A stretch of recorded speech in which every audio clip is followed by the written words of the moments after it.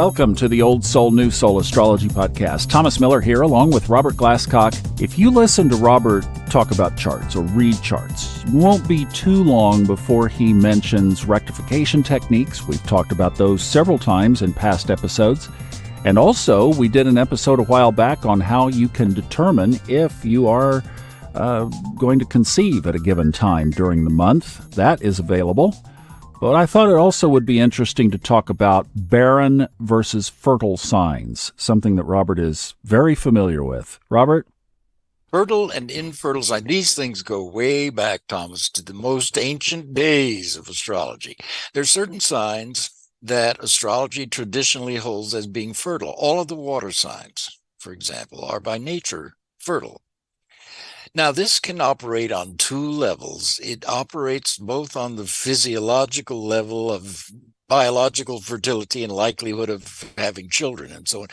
But it also operates on a figurative level of creative children or figurative children, things like works of arts.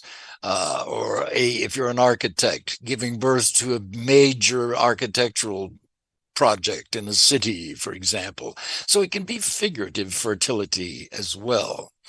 But if you take the water signs, they're all fertile. Scorpio among the water signs is the one that can be a little bit problematic sometimes in reproductive health. So there may be difficulties in conceiving or difficulties in giving birth with an emphasis on the Scorpio or sign of Scorpio. So, for example, in a woman's chart, if her moon is in Scorpio, depending on the aspects to the moon, just taken alone, the moon in Scorpio is fertile. It's also Scorpio, which is the sign of death and rebirth and so on. So sometimes, again, depending on aspects to that moon, the conception or the delivery or the pregnancy or delivery of a child may be problematic. It depends again on hard aspects to that moon. The moon in the earth signs is secondarily fertile as a rule. Capricorn, semi-barren or semi-fertile, either way you want to put it, only because it's ruled by Saturn. So that Venus in Capricorn, the sign of Saturn, usually will have some experience with quote-unquote fertility. This can be in the nature of a beloved art project, let's say, that you come up with, a book or a painting or a movie that you make that never sells, that never gets out there. So disappointment on one level, but that doesn't mean you're not fertile in that you won't ever create something again. You have to almost with that. So the earth signs, second to the water signs, are fertile. Capricorn is a little problematic. Then you get into the fire signs. Leo is, you can take your pick, semi-barren, semi-fertile. It tends to be a sign that does want to have children unless it's afflicted or wants to be creative. And some hard aspects in a chart are preferable to none because hard aspects give you ambition. Because hard aspects create conflicts, areas of life that are frustrating. They're meant to be because you're meant to pay attention to the frustration and figure out a solution to it. So hard aspects can actually be very motivating. So even people with hard aspects to, say, having children, if they're motivated, then they can still go on to have them. It may take them several tries. They may have to go through IVF and so on, but nonetheless. So in order of fertility, the water signs first, then the earth signs, then the fire signs, and finally the air signs. So you get into signs like Gemini, for example, another one, semi-barren. Doesn't mean you can't have children. It's just the predisposition to it is lessened somewhat, depending on these signs. I don't know if this is making any sense, but it helps you maybe, Thomas, or the listeners to figure out on their own. You're looking at Venus in a woman's chart and the moon in a woman's chart for fertility. Primarily, you're looking at the fifth house to see what sign is on that fifth house of children in general. And whether it's barren or semi-barren or fruitful or what, you're looking at the ruler of the fifth house. Is it in a sign that's barren or semi-barren? What are the aspects made to all these things? So it's not simplistic. There's several factors you have to look at and just weigh each one for fertility versus barrenness, if you will, the old term, and come to your own conclusions. So you want to look at the sun sign, for example, just by nature. Is the sun sign in a water sign, for example, more predisposed? The sun rules Leo in the natural wheel, the natural fifth house of children, and so on. So that's really the method. And you can look these fertility signs up on Google. You can see what signs are fertile and non-fertile or barren or semi-barren or semi-fruitful. They're very old categories.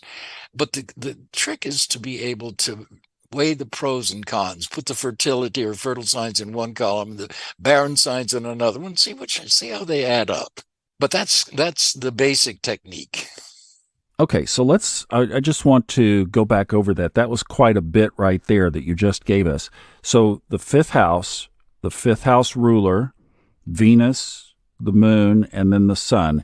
Is that, I want to get my head around this really well. So if you were looking at a chart, if somebody came up and said, put a chart in front of you and said, am I fertile? Would you look at the fifth first? Is that where your eyes would go first? Yeah. Because I think of the house cusps as being external. They are conditioning. Each of these house matters has a different sign on the cusp.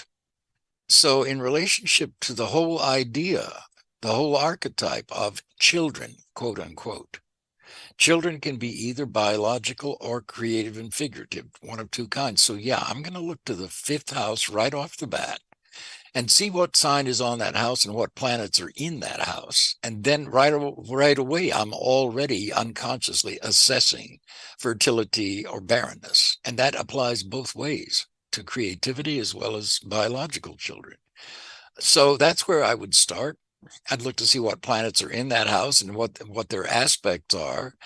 Because if you have difficult planets, let's say, for example, you see Saturn conjunct Uranus in the fifth, you don't have to know anything else. You know that person is going to have issues, problems connected with pregnancies, children, and childbirth. They may be barren.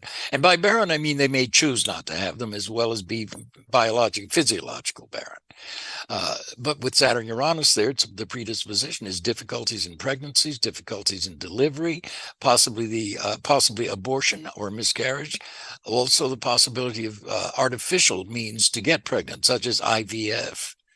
For example. So just taken alone, already the fifth house has given you, now creatively, as opposed to having children, Saturn and Uranus can mean, if this person is conscious of some talent or avocation or calling that they feel strongly about, they should pursue it. And they will probably be different from everybody else in terms of their attitudes about love and romance with Saturn and Uranus there.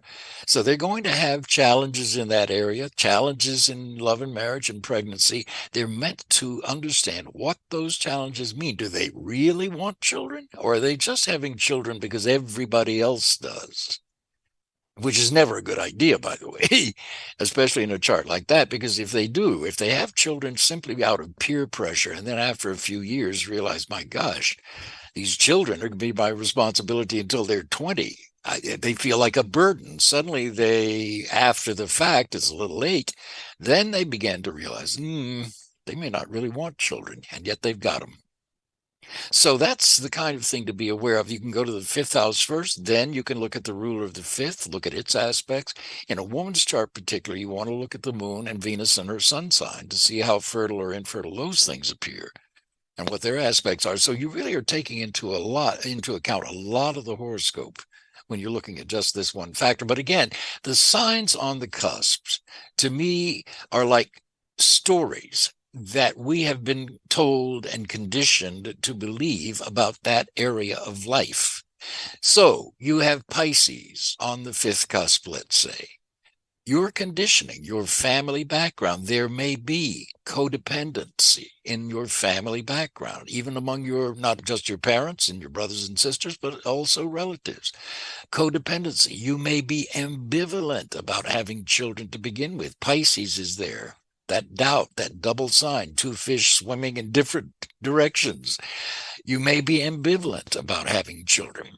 Pisces on the 5th can predispose towards secret love affairs, hidden love affairs, even infidelity.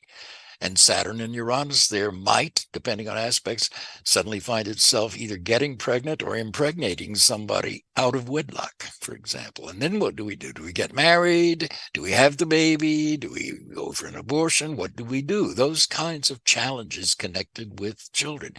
But the scripting on the cusp predisposes toward this kind of ambivalence. There may be step brothers or step sisters in your family, and then you have to account for their backgrounds and their conditioning about these things.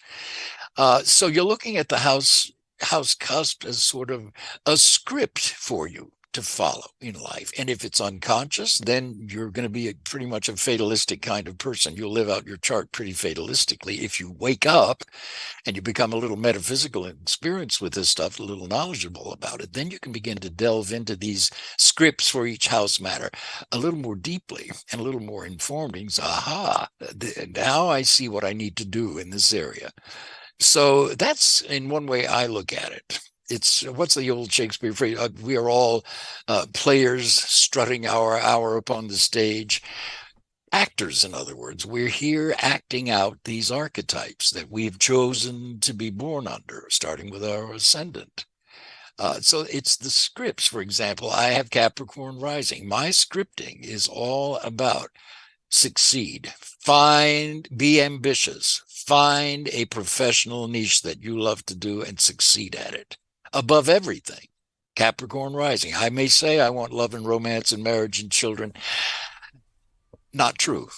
More than that, I want to find a career that I love, that I could devote my life to. Guess what? I did. And very lucky. I've found more than one. That's what my life has been. So that's my scripting. So that's a suggestion of how this works. Yeah, I was going to ask that. So when you start to say, well, let's talk about the fertility as reflected in the chart, that's more of a question that women would obviously be interested in. But how would men approach this same topic? And I'm also thinking this, not only the men, but how would women with a potential suitor want to look at his chart and see how he relates to children? Well, not only the children, but basically compatibility, period, if you're doing synastry between two charts. It'd be all areas. But in men, it's interesting because in a woman's chart, I'm pretty comfortable with asking about things like, hey, did you have a miscarriage? Did you have an abortion? Yada, yada, yada.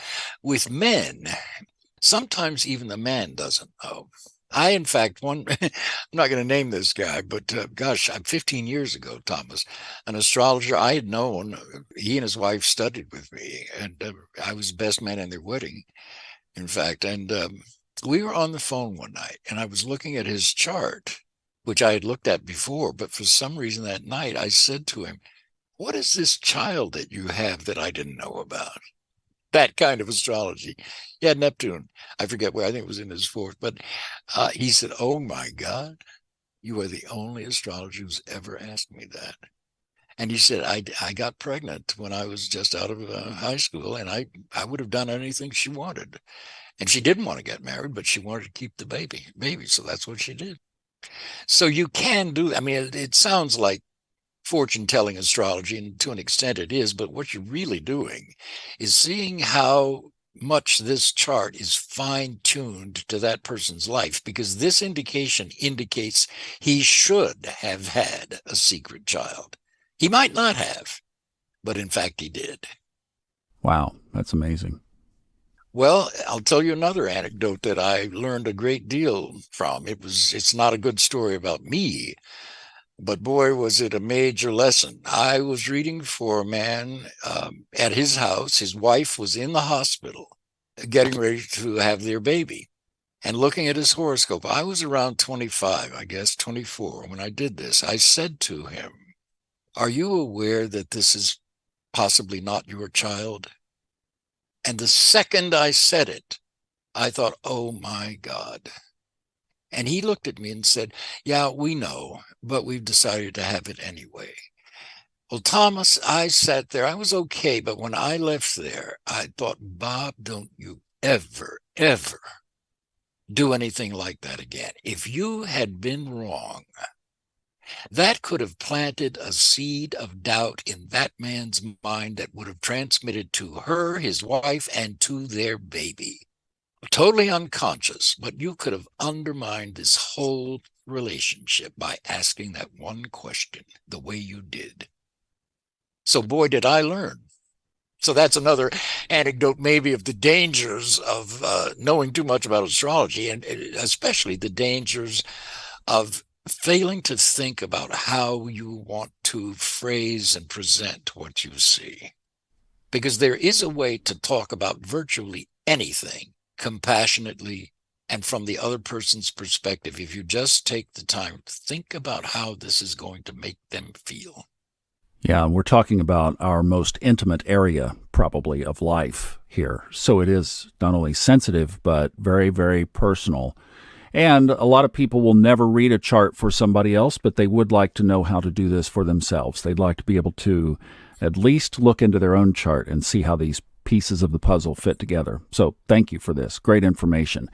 And if you would like to talk to Robert, maybe you are planning a family and you'd like for it to be a conscious family, he could help point you in some great directions on that.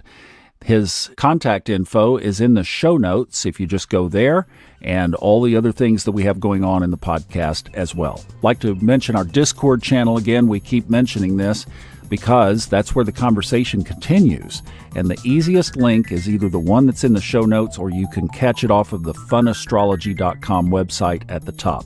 It's up there as well. Thank you so much for listening. We'll see you next time on Old Soul, New Soul Astrology Podcast with Robert Glasscock.